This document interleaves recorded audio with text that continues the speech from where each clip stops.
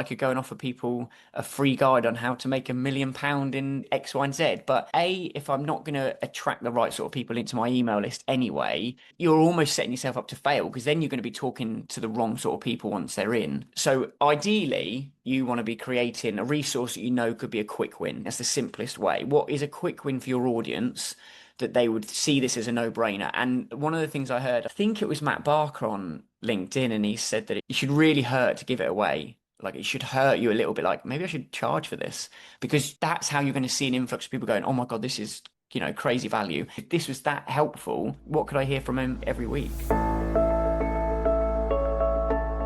Hello and welcome to the Art of Value Whispering podcast. I'm your host, Melitta Campbell, business coach and value whisperer, and welcome to the show where we discuss value whispering, the smarter way to market your small business without being loud or pushy, and it just happens to be brilliant for introverts. Each week, I share simple, practical steps you can take to communicate your value clearly, market with calm confidence, and grow your business in a way that aligns with your values, your vision, and your energy, so you can make the impact you care most about without burning out. Now, if you've ever thought, I know I should have an email welcome sequence, but I don't really know what I should say or how long it should be, then this episode has all the answers for you. I'm joined today by email copywriter John McKie, who helps personal brands build email marketing that actually works, especially when you are the face of your business and you want your marketing to feel human and not corporate. In this conversation, we're diving into what a welcome sequence really is, why it matters even if your list is small, and the simple 6 email framework that John recommends so you can stop overthinking it and start building connection, trust, and belief with the right people. We also talk about segmentation without overwhelm and the biggest mistakes people make and how to keep your emails sounding like you. All right, let's get into the conversation. Here's John McKie. Hi, John. It's great to have you with us on the show today. Hi, how are you? I'm great, thanks. And we are going to be talking all things email, but specifically more about the email sequences and the welcome sequence, which we all know we should have, but don't always know what to do with it. So we were going to dive deep into that so people can come away completely clear and knowing exactly what to do. But before we get to all of that, I'd love it if you could introduce yourself and a bit of your story and how you got to do what you do today. Yeah, sure. So my name's John McKie. I came into specifically copywriting around 6, 7 years ago, just before the pandemic. So just before 2020, I worked in a hospital. My wife worked in a hospital, and I was like, I needed something a little bit more. So I kind of ended up, as you do, Googling things that you can do. And then one of them came up as right. I'd never heard of it, just never heard of it. And yeah, I ended up taking some night courses and kind of built the business on the side of working in the hospital throughout COVID, and then sort of like fully fledged launched it. And then I ended up coming to email marketing specifically. So I used to focus on like launches and the overall kind of sales funnel. So that would be everything from the ads coming all the way through. And then I just noticed a huge gap for email marketing, specifically for what you'd term now as personal brands, but people that really are the face behind the business. I struggled with people coming to me and saying they're launching next week. And I would say, well, we haven't got a lot to work with. So I ended up going specifically into email marketing to be able to manage things and help build the launches properly. So when it came to actually launching, we had a bit of success rather than just sort of spray and pray and hoping, really. Yeah.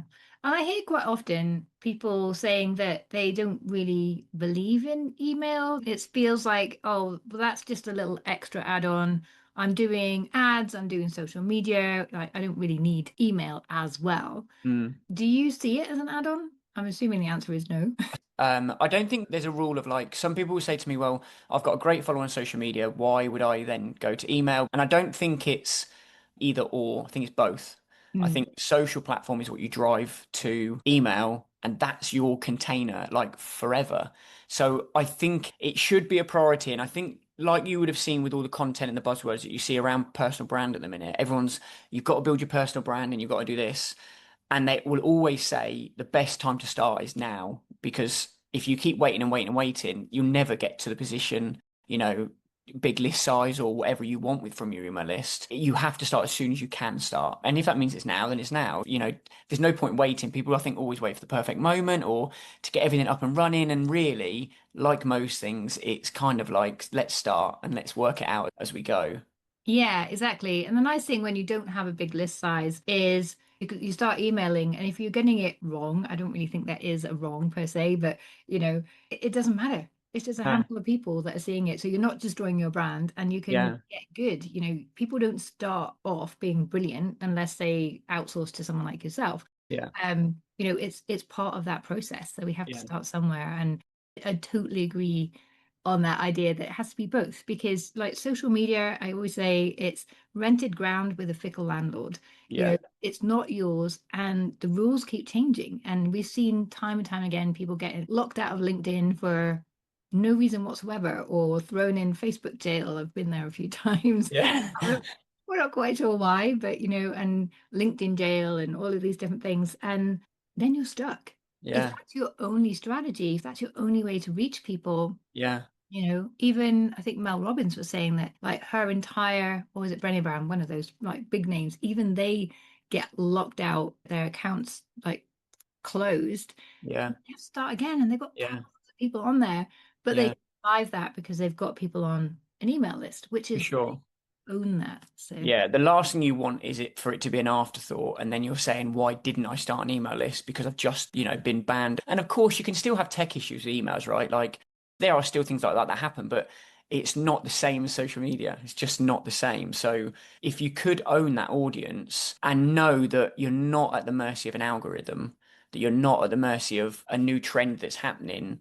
It's almost all held with you. Like it's based on your content, your style, your tone. Yes, there's tech things in the background, but you can control how much people want to see your content, which could be, even if you had, let's say, you're an average size of 1,000 people on there, if you could hit a decent open rate, you're getting 500 people being able to see one message, whereas you're not necessarily always getting that on social media. You're only getting a small, minute percentage. So there's so many things to weigh up, but I think just start is definitely the first thing I would say. yeah, exactly. Sometimes people, oh, I've only got 50 people. It's like, well, hold on a minute. If Yeah. you were in a room presenting to 50 people, Yeah, so true. that's a decent chunk of people. So, Yeah, I mean, is so that true. such a thing as a list size too small? Like if you just had like one person, is that Well, I think, oh God, it's like an age-old question, isn't it? Because you could have a really big list size, but what if they're all not your right audience? It's like going viral on social media. Everyone thinks you go viral, but actually the reality is you end up getting loads of people that actually you might not even need or aren't specific to your audience. So if you go and get an email list of 10,000 people, that's great. But if only 500 of them are actually engaged, 5,000 of them came from a lead magnet from something you did 10 years ago that you don't do now, there's pros and cons to it all. But I think realistically, I've seen people have launches for 40, 50K, and they'll have an email list of 400 people, 600 people. wow? So it's all relative, right? Like it's relative to your offer, your price point, your audience, how you kind of like nurture them, all those sorts of things, because you might not need 50,000 people, you might just need one. That's the reality.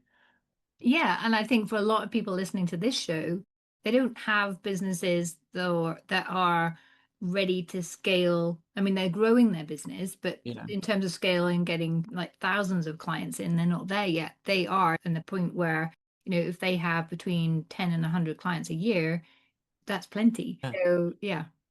Yeah, yeah, it's all relative to, like you say, the person, whatever their business model is and what they're doing. Because I think it's just one of those that the last thing you want to do is get to a point where you lose something like social media or any other form.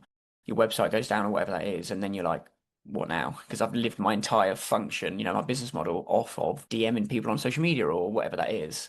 Yeah. Yeah. And I think also, people don't see your social media post and buy.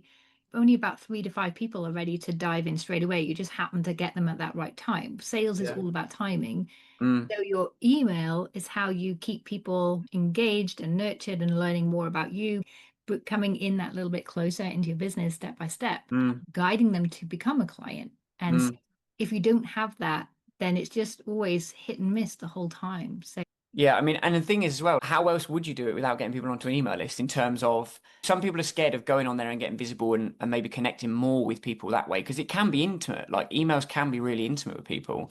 But if you're not getting out there consistently, like people tell you with social media, then you're no better off anyway. You're in the same place. So you may Yeah. as well at least try something with it, even if that means you start by just emailing them once a month, once every 2 weeks, just to get in the rhythm of it. Yeah. So, how do people get people onto their email list? Normally, you've got to offer them something good. Typically, it's free. So you would obviously have like your lead magnet. So this could be anything from perhaps you'd run in like a free masterclass, a webinar. You could have a free resource that people have downloaded, anything of that kind. And you'll see that these kind of like buzzwords all the time, right? You know, you go create an ebook in Canva and you can go and do this and this, that, and the other. But the reality is, you've got to offer something to people that they want, that they can use, that is also relevant to you and how you could help them in the future. Because sure, I could go and offer people a free guide on how to make £1 million in X, Y, and Z. But A, if I'm not going to attract the right sort of people into my email list anyway, you're almost setting yourself up to fail because then you're going to be talking to the wrong sort of people once they're in. So ideally, you want to be creating a resource that you know could be a quick win. I think that's the simplest way. What is a quick win for your audience that they would see this as a no-brainer? And one of the things I heard, I think it was Matt Barker on LinkedIn, and he said that it should really, maybe it wasn't Matt, it should really hurt to give it away. Like it should hurt you a little bit. Like maybe I should charge for this because that's how you're going to see an influx of people going, "Oh my God, this is crazy value. If I get this for free, what am I going to get if I just stay with the guy? If I can just listen to him each week and get some tips, if this was that helpful, what could I hear from him every week?" Yeah, I had someone, I don't remember who listened to so many people. And he was saying, someone challenged him on like, why do you give so much good stuff away for free? And he said, well, I'm not exactly going to give away my rubbish stuff. Yeah. That's Yeah. that's not going to grow my business. So yeah, I like No. the idea of Yeah. having something that feels like so good it's a bit painful to give away for free. Yeah. If you go in the shopping centres and you always get like these free samples of fudge and sweets, no one gives the worst stuff. No one goes, "Oh my God, this broccoli," or "It's disgusting." I like broccoli, but no one says that. They always give their best stuff, so you come back for more, and it's the same thing. Like if it can take time in the initial, and it typically is an investment in time to get that laid out. But once that's in, you can just run that all the time. Yeah, exactly. And this is the thing, we were going to talk about welcome sequences, but it's that one thing that every single new person that comes into your list, they're all going to have that same induction. So Yeah, it's a really good investment in giving them the best start. yeah, And we'll come to that in just a second. But I just wanted to point out that you talked about earlier, it's so important that your email list is the right audience. And I was going to ask you, how do we ensure that? But I think the key to that is getting this lead magnet right. Is that correct? yeah. Is getting your lead magnet right, and then part of your welcome sequence would almost create segments of your audience. So you would at least have that organized. So as you build that list as it goes, you not only know where they've come from. So let's say they've downloaded your guide on how to write a welcome sequence. You know that they've come from that, so you know what sort of audience they are. There's so many ways within a welcome sequence, and so many platforms offer things like polls now, like Kit, for example. They offer polls. So you could put a poll in your first few emails to identify who those people are, if they're coaches, freelancers, other copywriters. I'm just using that as an example. But the minute they click these buttons, you're getting tags on all these people, and you know exactly who your audience is. So when it comes to running like campaigns, you can be far more strategic and targeted because you know who you're talking to, what they're struggling with. And this is the beauty of like that process with email marketing. You're building up and refining your messaging and tone almost like behind the scenes. It's not even public, right? Like it's not going to be on social media as such. It's something you're building in the background. So then your message by the end of it is so honed in and crafted to them. It's almost like a no-brainer for them to sign up and work with you or whatever it is that you offer or sell, because you've been able to do that sort of refining process early. Yeah. And it's not about manipulation, but about being clear and Yeah, organized. And as you say, as you segment that audience, you really understand each segment and what they really need. So yeah. that's the no-brainer part. Yeah, and I think as well, like I see so many people that will build these lists and just focus purely on growth, list growth, and getting as many people in. But the minute they go to then say, okay, I'm going to start my community, I really think it's going to make an impact, and it just gets sent out to blanket audience, and half of them aren't even interested. They're not, let's say it's specific to copywriters, half of them aren't copywriters. So, it's really crucial to try and identify that audience early. Yeah, and starting the segmentation process early on, even if you don't use it at the very beginning, Mm, definitely going to help you as you scale and grow and maybe have different offers and you can get a yeah. little bit, as I say, more personalized. Yeah. Yeah, and it just makes it an easier process because the last thing you want to do is do really well with your list and build it up, and then all of a sudden you go, right, actually I need to segment these people. And let's say you've got a list of just 1,000 or 2,000 or 500. You've got to go through all those people and then start categorize, and it can get a bit messy. And it's definitely best to do it from the start. Yeah. And they might have come in for one thing, but actually something else suits them better. So if you Sure. do the segmentation within the list Yeah, itself or within, absolutely. yeah. So, okay, drum roll. Go into the welcome sequence. What is a welcome sequence? How would you define that?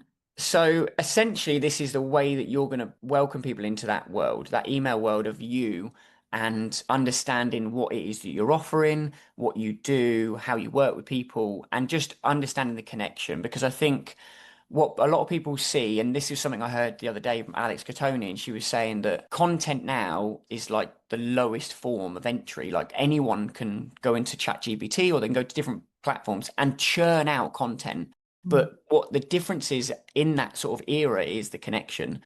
So how can you create a connection with a person? Email list is perfect for that. But the welcome sequence is essentially that first way that you can it's like a handshake, right? It's a virtual handshake for people, an intro to sort of say what you do, how you work, who you do it for, and really to get to know people in a different way. Because I always think of it like maybe not necessarily some WhatsApp groups, but I always try and say to people like treat it like you're just WhatsApping a friend or messaging someone because it is that. It is a text message or it is a message to someone. It doesn't have to be so. I think there seems to be a stigma around it that's corporate and formal, and it's not really. Yeah, I love that. I always think of like your homepage of your website as a reception desk. It's not a shop window. It's really that first point of connection where you're welcoming people in. So I love the Mm, idea of your welcome sequence being a virtual handshake. It's that same idea of welcoming people in and starting to get to know them and letting them mm. get to know you. So I have heard over the years so many conflicting advice here that, your first email should be all about you and then the first email should be a complete buffet of everything, Yeah, or your first email should be all about them. It's yeah, like, okay, what's your take on this? What would be, maybe you could take us through like a simple sequence that you yeah. can use as you're starting out, but if you're someone who's a bit more established, what that might look like then. Okay, so what I would say is 6 emails is all you need in a sequence for this. And actually, technically, it's 5 because the first email is whatever the freebie is, or what we would call autoresponder, what is given them. So let's say you've created a PDF, we'll just use.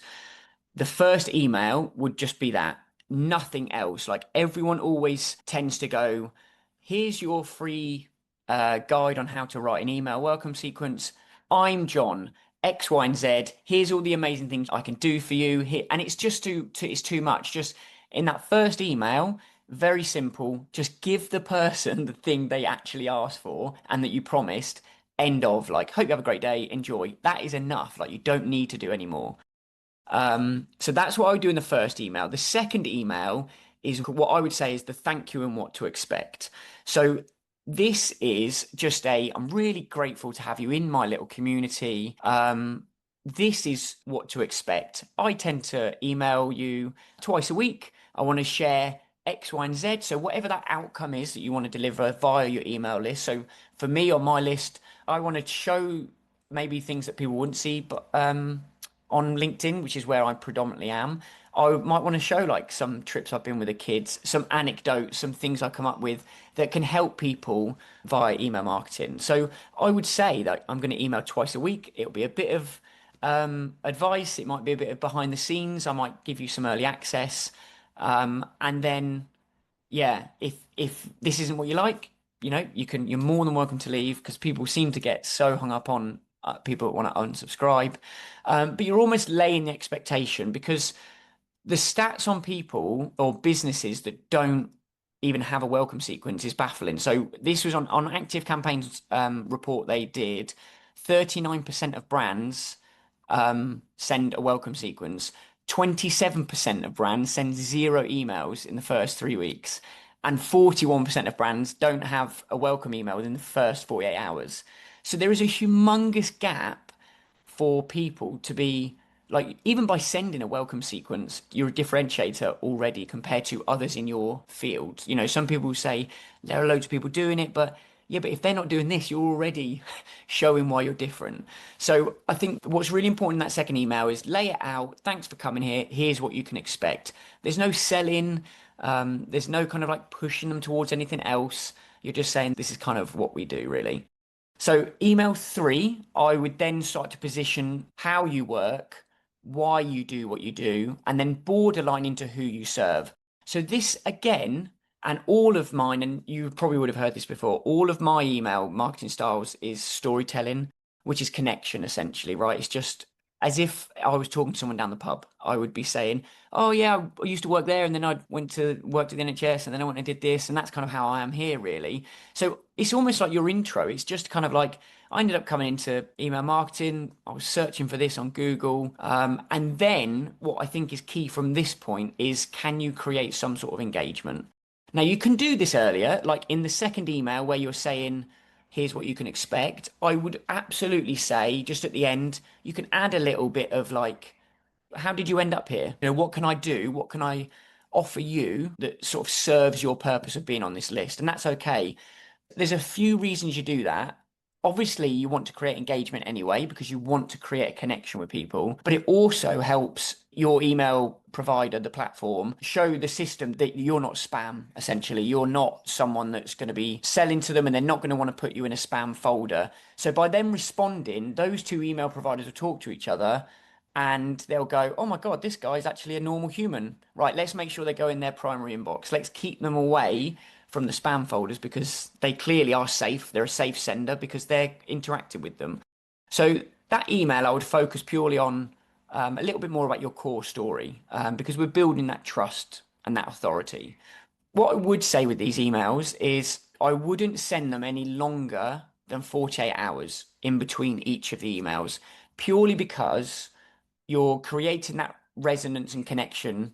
If you do that once every week in a sequence, it's kind of like, hang on, who's this? Who is this again? You want to do your intro kind of quite early. So then I would move into email four, which is why did you get into what you do now? And then showcasing any transformations. Again, you don't necessarily need to be like, book a link here. This is purely just a, here's how I got into this specifically. So for me, it would be email marketing. And then I would be subtly putting in things like, I've worked with other creators and community founders. We were sort of working through these problems, and this is kind of like where we came out at. Is this something you've ever, struggled with? Have you found those sort of similarities? And again, you're not pitching to try and work with them. You're just opening a conversation.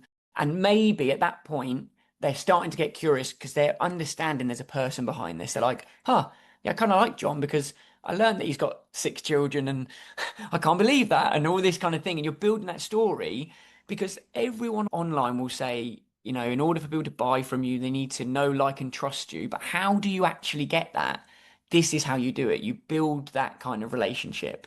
And I think what's crucial here is if you are going to be showing transformations that you've helped deliver, try to make it relevant to that person that is on the list. Now, again, that comes from how they come to your list, because hopefully you've got the right sort of people there anyway, but you don't want to go and showcase results that they don't want or need, because then it really sounds like A, you're just sort of blowing smoke up your own so-and-so, and B, it's not relevant for them. They're not going to think they want to work with you or buy from you.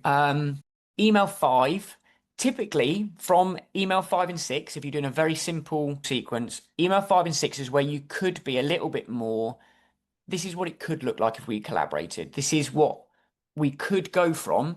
If you've been struggling with A, B, and C, this is what the future could look like. And here's how you could do it and your next step.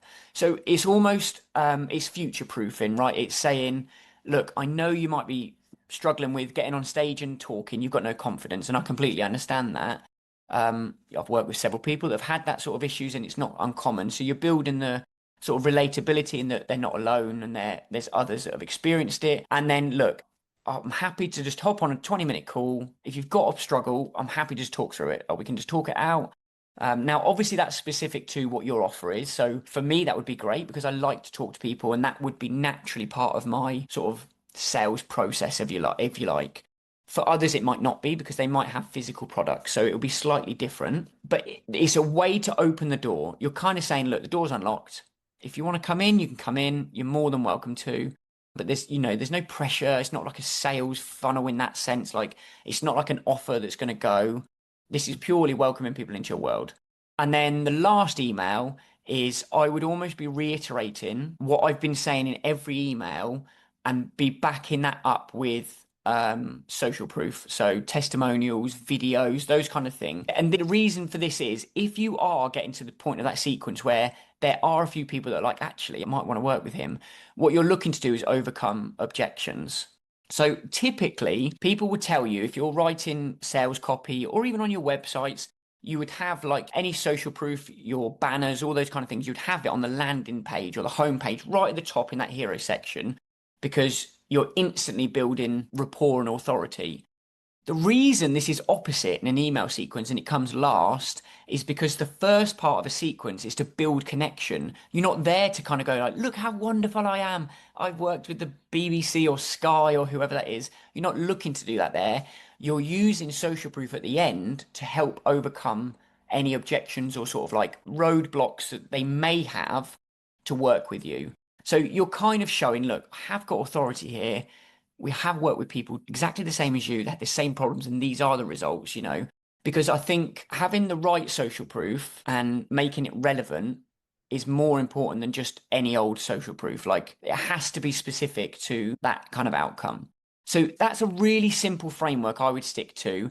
So although I say 6 emails, reality is it's actually 5 you've got to write because the first one is just a very much, here's your thing, take it away kind of thing. Yeah. Obviously, there's loads of nuances there, right? You could go into subject lines and things like that, but keeping it really simple, that is a very basic sort of framework I would stick to. If you had nothing at all and you wanted to get up and running, it's the same framework that I've written for people, exactly the same. Yeah, I love that. That's really clear and simple. And you said there about the know, like, and trust, and it's all about connection. But I think there's something missing from that. It's often the know, like, trust, and belief. Yeah, They can like you and they can trust you and still not believe you're the right person to serve them. yeah, So I like that you've added in there the social proof, the transformation, because that's where that belief is going to come in from. yeah. Yeah. So I think the other thing with the welcome sequence is, or any sequence, is that you can consistently see what is working and what isn't, and where you can make tweaks and improvements. And so Mm, it's having that and then tweaking it over time. Don't just leave it. You can just no. make it better and better, and then increase those chances of having people stay on your list, join your community, buy your thing, do whatever as they go through that process. So it's just so valuable to have. It's a living document. It's ever changing because people's offers change, like your messaging might slightly change, and you wouldn't then, if you left it so long, you'd look back and it'd almost look like you're talking about a different person. I've written welcome sequences before for people, and then maybe a month, 2 months later, we're already like making little tweaks because of something we've seen that might work when we're emailing them normally. So there's loads of little tweaks you can do. Um, but you wouldn't invite someone to like a house party and then just never speak to them. You'd got to at least say, all right, yeah, come in. It has to be something. Yeah, yeah. So we've got our basic 6 emails in the welcome list. If you were someone more advanced who is taking your business to that next level, Yeah. do you extend that, or do you do something different in those 6 emails? So it depends, in truth. If you were to almost like tier this as like a beginner, intermediate, and advanced, let's say that was the beginner level at that stage there. Intermediate, I would say your first email, if you can, I would be trying to identify more specifically people that I knew were like segments of audience. So if I would had different offers specifically for, say, a copywriter, a freelancer, and a coach, for example, I would want to know early on which one they were. And you can literally put that in a form. You can put a poll, you can create tags by highlighting certain words. If you're a freelancer, click here. If you're a coach, click here. And it means that you can then make them more specific later on. If I was to then take that to an advanced level and you had more complex offers that you were specifically directing people to and from, some people might start with one lead magnet, one simple thing that everyone comes in through. But as you go, you naturally will build more. You just will. Now, there may be a case where we eventually might be working with these sorts of people in a different way. So you might want to be trailing off your message slightly different because you do want an end goal out of those people. Like you would like to book a call with them. So a perfect example with that would be if you were to run like a webinar that you know for people that potentially could come into, say, your group coaching program, just hypothetically saying. So you know that they are very much a specific niche of your audience. So what you could do if you were to go to the advanced tier is you may only use the first three of that welcome sequence. And then the last three, you would tailor it specific to an end goal of an outcome. So if you were trying to get them onto a sales call for a group coaching program or towards a specific offer, then you would tail that like email 4, 5, and 6 towards purely that. But that only works, A, if you're going to go straight from a specific lead magnet to a specific end goal, or you have specific tags and segments. So in many and all of the good email providers, you would be able to create automations based on where they click. So it's behavioral funnels essentially, isn't it? So in that first email, if you've got someone that identifies as a freelancer, they could move into a separate sequence of funnel that talks specifically about your offers that help freelancers, not a coach or a different offer. So behavioral triggers is something I would look at if I was going to be more complex and more advanced. So particularly for those that have 2, 3, 4, 5, 6 different offers, different funnels that would be coming through. That's how I would kind of probably take each one up a notch, I guess. Yeah, thank you. So if you have the segments and then each one is going to have an email sequence, I mean, don't even think about attempting that until you are really comfortable writing For emails sure. and managing that whole process because Yeah. you will get lost and yeah. Yeah, absolutely. And I think that's right. I think, and even if you were to break that down further and you were starting to get to that point, I would say, okay, just keep the first two emails exactly the same. And then all you've got to do essentially is create a mini like 3 email sequence for Mm. your new bits. And it's almost like Lego, right? You just drop them in for those specific needs. Yeah, because otherwise, before you know it, you're looking at this thing and this stuff everywhere and you don't know, well, who's getting what email, and it gets really, really messy for someone to come in and clean up. Yeah. And especially if you want to go in and see what's working and tweak things, and suddenly, yeah, I tried to get too complex too soon earlier in my business, and I was just Yeah, like so lost in the whole thing. And it was just, yeah. But um, you go down a rabbit hole of like, look at what we could do. So you go for it straight away, and then actually, you know, it's like putting grass seed down. You just got to take your time. You just got to let it come through, and it'll get stronger and it'll get better. But you can't. The minute you go in and go, yeah, I've chucked a load of grass seed down now and can go and run on it. Like, it's not the same. I'm only saying that because I'm looking at my garden. But yeah. yeah, yeah. So where do you think people typically go wrong with creating a welcome sequence? Well, obviously, first off, they don't have anything. But when they then come to write it, they think they have to write every single thing to do with their life in the first email or the first two emails and kind of just brain dump everything in there. It's just too much process for a person you've just met. Like, you Mm. wouldn't just say hi to someone in the post office and then all of a sudden you're telling them about Auntie Jackie who's got something wrong with her foot, and it wouldn't happen. You'd build a bit of rapport. So I would say, like, don't overdo it. Pick one topic per email, talk about nothing else. Just focus on what's the one outcome, where do you want them to end up, and then almost work backwards from there, because you can almost piece things together. And I think the simplest way to do that is once you've worked those bits out, I would just bullet point things you want to get across in those emails. Just drop as many bullet points you can, and then really all you're doing is just making that flow. You're not having to try and write an essay, because people will say, oh, I can't write things, or I don't know where to start. And it's like, it's okay. What do you want to say? Well, I'd like to say this. Right, that's bullet point one. What do you want to say? Oh, I'd like to talk about this. As long as you're sticking to that one topic and the one goal, keep dropping them in, because you'll soon start to realize, right, all you're doing actually is just merging each of those points together. And before you know it, you've got an email. Yay. Yeah. Well, following on from that, is there any guidance on how long or short an email should be? Or if you have a long one, should you then have a short one? Is there any thoughts around that? Or does it really just depend on the relationship you're building, I guess? Yeah, I guess to a degree, like that depends on your audience. I know some people whose audience, they love long emails. They love getting the stuff that you can't get on social media because there's a word count. They really want the meaty stuff in there. And then other people that resonate with short form emails. I think that's based on your preference because if you're going to do it yourself and you're not outsourcing, you have to be comfortable doing it because, like most things, you'll just fall by the wayside and stop doing it because it feels too much. So, if that means to you it's a few paragraphs and it's almost like a little love note to someone, then crack on and do that. But if actually you like using that as almost a form of therapy and you want to get that out and talk to people and really go deep, then I think it's about finding what works for you because if your audience don't like it, they'll leave. And that's fine because the people that stay are the ones you want. So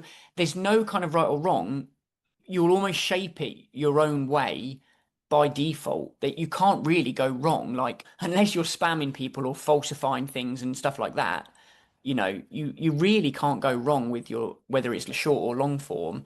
Naturally, depending on, well, we won't go into the complexities, but if you were to launch something and you might want to do something a little bit more direct response, then of course you would keep that really short. But their nuances further down the line, they're really, it's kind of get writing with what you're comfortable with. As long as you've got a point and you're delivering, I don't like saying the word value because it seems to get everywhere, but as long as you're delivering something where people go, I want to open this email because it makes a difference into what I'm going to do the next day, or I can make that impact today, then that's enough. And that list will build through word of mouth, through you continuing to deliver the good stuff that makes people come onto your list. Yeah, I wouldn't say there's a hard, fast rule. I think the rule is it's what works for you and your audience. Yeah, I love that you've given everyone permission to do what feels right for them because it's, well, like with anything communication related, it's consistency of message Yeah. over anything else. You're Yeah, better it's off, cohesive copy for sure. yeah, you're better off having like a dozen short emails that feel comfortable to write than one epic email and then you're exhausted and you're never going to do it again because Yeah, you can't face it. So, no. yeah. Yeah, that fear of dread of doing that. And plus it becomes such a not a time vacuum, but you either the quality dips or you can't outsource it if that's what you want to do. And you just become almost resentful towards it. Like it is such an effort and it shouldn't be. Like it shouldn't feel that way. It should be a way that you can drop in with a friend that you haven't spoken to in a while and you're just catching up and those kind of things. Like it can be that sort of fun. So yeah, if you want to swear, you can swear. That's okay. Like if that's how you talk, I always say, mate, like I say that to everyone. So I will email someone like, all right, mate, like because that's how I talk to people. It's how I text them. And that's the thing. You're building a relationship with another person. It's as simple as that. Yeah. And the more like you get in your email, one, it's easier because it is you, but also that's a way to make sure that the right people, the people that relate to you, the people that like you, that are most likely to work with you, stay. And Yeah. anyone that doesn't relate to that, and I was in someone's email list and they were just too long, but also really sweary. And that's just Yeah. not me. And I don't mind swear words if they add to the meaning, but it just felt Yeah. just so like I was never going to work with that person. So I left No. the list and they wouldn't want me to stay. No. Yeah, you're almost pre-qualifying people. Yeah. It's a pre-qualifier even before they get to that point. No different to if you had people go into a wait list. They're almost hand raisers, and the people that leave are the ones that are saying this one's not quite for me, and that's okay. That's okay. Yeah, exactly. Brilliant. So if we were launching something, so say we've got people on our list and we have a challenge coming up or a webinar or masterclass or something special, is it the same principles we would put in a sequence we would create around that? Or is there something different we need to think about in that case for a sequence going to people who already know us a bit? Yeah, I guess there is a slight difference because I guess from this perspective, from a welcome sequence, normally they're either cold leads or people that you don't really know, or it could be someone you know on social media, but still not quite in that sort of connected world. So what I would definitely say is if you are looking to run some sort of campaign or a launch, like you say, or you're running like a challenge, you want to know who is interested in the first place. So this can be done through your general content. This could be done through just adding a PS line of, have you ever struggled with, or have you ever wanted to do X, Y, and Z? Is this something you find, challenging? So you can already start to see the people that could have a need for this. One thing I would tell people, if there was any takeaway specifically for this, is have a look at the 5 stages of awareness by Eugene Schwartz. And it basically is the awareness stages that your audience is going to have. Now, obviously, with a welcome sequence, normally most people will be kind of totally unaware of you or an issue as such. Now, the 5 stages is totally unaware, problem aware, solution aware, product aware, and very aware. So if I was to go through those like quickly without that much detail, think of very aware as like Apple. Everyone knows who Apple is. 95% of the people on the planet know everything about Apple. They do iPhones, they do, Macs, all that sort of thing. Totally unaware is someone that has no clue about you, your offer. They don't really know that they've got a problem. They're just kind of like carrying on, motoring on through. Problem aware is they know they have a problem, but they don't know that there's a solution out there to their problem. Solution aware is they know there's a problem, they know there are solutions, but they don't know the one you offer. And then product aware is everything up to that, but they also know about you a little bit. So if you imagine you're going to launch something or you're going to run a campaign or a 5-day challenge, I would not be talking to people who are totally unaware or problem aware, but they're not solution aware. I would not be talking to them like they're very aware of the offer. Because if I emailed them saying, don't forget, it's the last call tomorrow for X, Y, and Z challenge, they might be like, what the hell's the challenge? What are you talking about? I don't know anything about this challenge. And you can see this from brands like Apple, right? Their copy and all their marketing is very minimalist, very sleek. Their messaging, they can be clever with words because they've already got a brand understanding behind them. But people that would be totally unaware, you couldn't speak to them that way because they don't even know you. They don't know the relationship. They haven't got a rapport. They don't know your offering. So I would be aware of the 5 stages of awareness before you were to do that because you need to understand where people are at. You're meeting them where they're at. You're not trying to force them somewhere. Typically, if you were to give a hard, fast rule, the vast majority of people are sat somewhere between problem aware and solution aware. They're in that, like, because they've come to you through a lead magnet. They know there's a problem because that's what the lead magnet's going to help them solve. They just don't know necessarily about you and kind of what you can do. Hence, where the welcome sequence kind of comes in and bridges that gap. So, when eventually you are just emailing them weekly or whatever you're doing, and you come to a challenge, you're dealing with someone that's already the tail end. They're more solution and product aware, which is easier, is what people would call a warm lead. It's easier to market, to sell to hopefully show them that you can make an impact. So just remember almost who you're talking to. I think don't go in all guns blazing with the sale ends tomorrow. It's like, what sale? What are you talking about? I don't know what you do. Yeah, so after the welcome sequence, is that then a goal for your emails is to then move people towards this product aware stage? Yeah, I think so because realistically, as much as we want to build relationships, it is a selling process. We people are running businesses, and you do want to sell to these people, and that's not to say you can't do it like in the right way. And I'm not saying that people don't want to create impact. Of course they do, and I've seen that. But your goal is to get them to the point where you can conversely talk to them about your offerings, whether that's launching them, whether you're going to run a little promotion campaign or an offer, whatever that is. You want to be able to get them to that point because otherwise, what's the point? You're not setting it up just to talk to people. Yes, of course, we can all have friends and have a great community, but the goal here is to get an engaged list where people like getting your content, they resonate with you, they buy from you, you create a genuine impact, and then you can help each other. Like there's no reason that can't work, but I think maybe people have been stung in the past from poor marketing methods that people have used and they're a little bit hesitant. They're way more aware of what's happening now from a marketing standpoint. They know when they're being sold to. That's why people will come up with creative ways to market to their audience because they have to do things differently. But that is definitely the goal. And I think it's okay to say that. Like, it's okay to say eventually, I'm going to sell to you. Maybe not calling it out directly, but that people know what's going to happen. I think for too long, people have been treating their audience like idiots.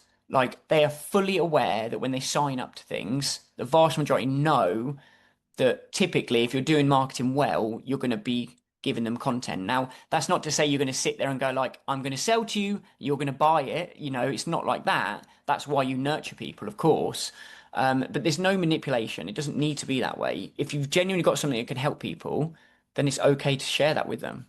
Yeah, and it's almost selfish if you don't, because if they're sitting in your email list, they have a problem that you can help with, and you're not telling them, I can help you with this, that's Yeah. pretty mean. Yeah, and it's part of your wider marketing strategy because people will say, well, they come to me particularly and say, I only want to email them once every 2 weeks or once a month. So really, it's going to be very difficult to sell if you're doing that. Like, there's too big a time between that to build a relationship. And then the minute you say back to someone, but you post daily on LinkedIn and no one has an issue with that, well, yeah, but it feels different because I'm going in their inbox. I was like, it's not though, because they can choose to leave just as much as they could choose to unsubscribe or unfollow you on LinkedIn or Instagram, wherever that is. So just don't be afraid to ever like, if you're delivering something and you're not pestering people, then it's fine. Yeah, exactly. As you say, if you're always delivering value or something interesting that's going to help them, then they're always going to be grateful for having that. So, Mm. and you mentioned the 5 stages of awareness by Eugene Schwartz. Is that the copywriter from the 50s? Yeah, it's from a while ago. It's a long time ago. But isn't it amazing that humans haven't changed? It's No, funny. I mean, his book, was it Breakthrough Advertising, yeah, has been around so long, and it I know, sells for hundreds of I dollars now know. to try and get his book because humans haven't changed. So, No, the principles still apply. And I think this is the same thing. Like once you start to go sort of down that rabbit hole of understanding, marketing and how people do it, you can see no matter what people are offering, they might call it something different, but the principles are the same. They're all following the same sort of frameworks. And that's why I think some people are scared of like, oh, well, I don't want to do this because they might have done this or they might, but you can't you can't get around the very fabric of marketing like that is there. And like you say, it's been around for so long now. Um, People come up with different methods and different ways, but really the framework and the principle is the same as it has been for however long it's been. yeah, exactly. You have shared an absolute masterclass in how to get started with email and welcome sequences. I guess I just have one small question before we wrap up, and that's, if someone hasn't started, is there like a platform that is particularly good for beginners, or where should they start with that? I will always personally say Kit. So it used to be ConvertKit, and that is only because I've moved to it and I just feel more comfortable. It has to be one that you're comfortable with. But certainly, if you've got a website through Squarespace, they offer their own email marketing kind of tools. And for a lot of these as well, they do offer them like free up to so many hundred subscribers. I think Kit's a little bit bigger than that. But if you want to just get going, I personally would have said Kit because I know for them for a fact as well, you get like a basic automation already within that. So you can do your very first welcome sequence. It won't cost you anything. You can play around with it. It's very like user friendly and simple to kind of like drag things over. And you can test things without even sending it to anyone. So it's a great way to just experiment with that. So I would advise Kit, but there is a lot out there and they are different depending on your needs. Active campaign is fantastic. I would say it's for the higher end marketer, it can be quite costly. I don't think you can go wrong with many like that. MailerLite, Kit, most of those kind of ones, they're there for you at the beginner level and they're ready to grow with you as you grow as well. So yeah, I would get a free one and just play around with it. Don't get too confused and caught up in all the techie background stuff. Just get in and just start playing and get familiar with those kind of things, really. Yeah, and a lot of these platforms, it's not just email, they can do your landing pages as well. Yeah, Whole funnel is taken care of within the one thing. So, yeah, it's super simple. The minute you do that, it's so simple to have it in one place. Whereas before, you might have to have it hosted somewhere else, and then you've got to try and get some tech workaround to get it back. When actually, I know, for example, with Kit, I've created so many automations now, I can almost just mirror them, move them over. I got a landing page, great, that automation comes through. You just click which page they're going to come in from. Do you want to tag them when they come in? Yep, tag them with free download. It's already there for you doing the hard work, which is really fun to look back on the data and then see if you're a bit of a data geek like me, where you like to see all that stuff. And it's kind of satisfying because it almost validates you to say, I have got things that I am helping people with, because people have come on, they've signed up, and I can help people. Like, and yeah, it's great to be able to visually see that. So yes, long story short, I would get onto a platform like Kit. Um, Yeah, brilliant. John, thank you so cool. much. Before we wrap up, is there anything that you think we haven't touched on that people would really need to know in order to really feel comfortable getting started with their welcome sequence? Just don't overcomplicate it. You will see everything online that tells you you need to do this and this. And I know that we've spoken about triggers and tags and segments and all those sorts of things. But the reality is, it doesn't need to be complicated. It's just you messaging another person. So just keep it as simple as possible. If you're overwhelmed with it, one topic, one email, and just build it as you go slowly. It doesn't need to be everything complete from the beginning. You can build it with the audience. You can build it with your email community, really, which is what the beauty of it is. Yeah, yeah, I love that. Thank you. And I know you've got an email calculator to show people where the revenue possibility within their list. Is that right? Yeah, for sure. Yeah. So it's called the Go Email Revenue Calculator. So basically you can go on little form, you can just like slider toggles, put in your list size, how you kind of convert people, like an average percentage, and it tells you what that average is. So you can kind of find out, and then what your offer price is. And then basically you just get sent a report for what could be sat there, because I think it's really surprising to people when they realize, even if you've got a small audience of one, two, three, up to 500 people, potentially, depend on your offer, you've got six figures a year in income if you can market to an email list. So, and that's based on average returns. If you were to go above that and really go deep on it, you could be making a lot of money. And for someone's business, it's a huge amount of money that could be done purely from one platform without actually the doing. So, yeah, Yeah. check it And I out. guess once you know what the potential of your email list is, that's going to motivate you pretty quickly to Yeah. to get your email And sorted and out. that's the beauty of it. Like, from a welcome sequence, you can already be containing how people work with you. If they're clicking links and already booking calls, you're doing that on autopilot. It's not like you're manually sending these emails. They're going to go out automatically every couple of days once you set them up. So you could be bringing leads in from day one if your automation is set up correctly, which is, for me, is when you see the stats of big brands doing that, there's huge opportunity even now with emails. It's not a point where it's overly saturated. You've just got to get the right offer in front of the right people Yeah. to get them there.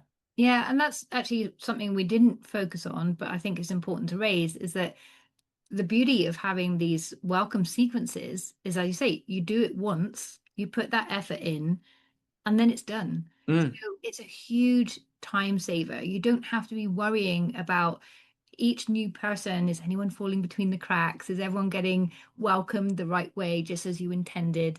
It's all happening in the background while you sleep. So yeah, it's really worth putting that time up front to do. yeah.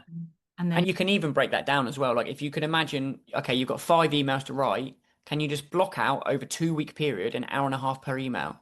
Like, you could do half an hour a day or an hour a day and just focus on one email. Within 2 weeks, those small increments of just writing a bit of an email, and then it's done. Like, even if you didn't want to review it and you're that sort of scared of it, at least you have something there that you can work with and introduce your audience with, basically. yeah, I think sometimes sitting down to write an entire sequence can feel overwhelming. So Oh, it kills even the best of us. Yeah, so that's a great tip to just break it down. And even if you have something you've put out there and you only have that first email, I do this all the time, that first email done, at least I got that first email, and then you've got at least a day or two to write the next one. yeah, So yeah, yeah, and then it also gives you a deadline. yeah, absolutely. Yeah. John, if people want to know more about you and your work, where's the best place for them to find you? So you can check me out on LinkedIn, just as John McKie, or you can check out my website at johnmckie.com. And that's McKie MC. McKie. Yeah, Brilliant. John, thank you so much. you're very welcome. Thank you. Thank you for joining us today. I hope you've enjoyed this conversation with John, and more importantly, I hope it's made email feel a bit simpler and a bit more doable for you. My personal takeaway from this is that your welcome sequence is not a performance, but a virtual handshake. I love the idea that this is you welcoming someone into your world and guiding that relationship from nice to meet you into genuine connection, clarity, and trust. John also shared a really practical way to start. Keep it simple, one topic per email, and build it over time. It's a living document, not something you write once and never touch again. And I'd love to hear from you. What did you take away from this discussion? Come and let me know on LinkedIn. You'll find me there at Melitta. Or join our next Pod Club discussion. This is almost monthly. We won't be holding it on Christmas Day, but a monthly event where you, the listeners, can come and join me in a discussion about the topics covered in the most recent episodes, share your insights, ideas, and collaborate together. It's always really interesting to see where the ideas shared take us and to hear all the different ways each episode is helping small businesses to grow.